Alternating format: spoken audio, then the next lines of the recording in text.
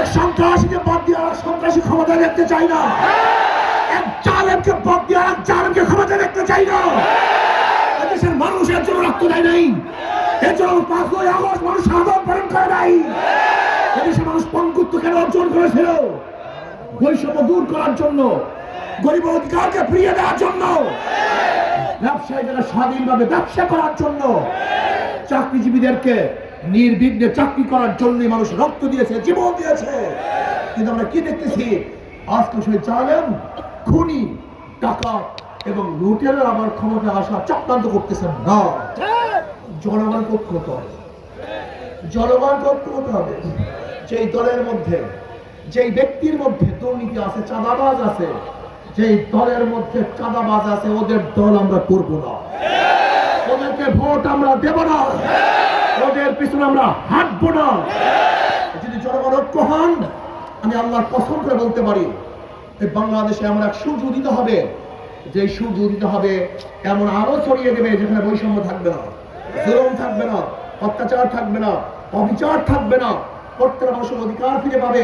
যেখানে অধিকার থাকবে মহিলাদের, যেখানে অধিকার থাকবে পুরুষদের, যেখানে অধিকার থাকবে জেলে, তাঁতি, কামার, মজদুর, ঋষি, মেথরদের, যেখানে অধিকার থাকবে প্রত্যেকটা চাকরিজীবীদের, যেখানে অধিকার থাকবে প্রত্যেকটা শ্রমজীবীদের, যেখানে প্রত্যেকটা মানুষের অধিকার বাস্তবায়ন হবে, সেই সূর্য বাংলাদেশ উদিত হবে।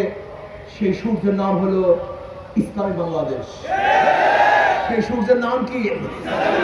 ইসলাম ব্যতীত, ইসলাম ব্যতীত বারবার দল এবং নেতা পরিবর্তন করবেন, কিন্তু দুর্নীতি পরিবর্তন করতে পারবেন না। এখানে যারা আছেন, আজকে শপথ গ্রহণ করেন, আল্লাহর কর্তৃত্ব, নবীর নেতৃত্ব। কার কর্তৃত্ব? আল্লাহর কর্তৃত্ব, নবীর নেতৃত্ব চলবে। অন্য কার নেতৃত্ব, অন্য কার কর্তৃত্ব আমরা চাই না। চাই না ডেমোক্রেসি, চাই না সেকুলার, চাই না আমরা সোশ্যালিজম, চাই না আমরা ক্যাপিটালিজম। আব্রাহাম লিঙ্কনের কোনো আইন চলবে না, মাওসুদের আইন চলবে না, কার্ল মার্ক্সের আইন চলবে না, না সেখানে সক্রেটিসের আইন চলবে। জনাবে মুহাম্মদ রাসূলুল্লাহ সাল্লাল্লাহু আলাইহি ওয়াসাল্লাম যে নীতি ও আদর্শ নিয়ে এসেছেন, নবীর সেই সৈনিকরা তাদের জীবনের বিনিময়ে নবীর আদর্শ বাস্তবায়ন করবে ইনশাআল্লাহ।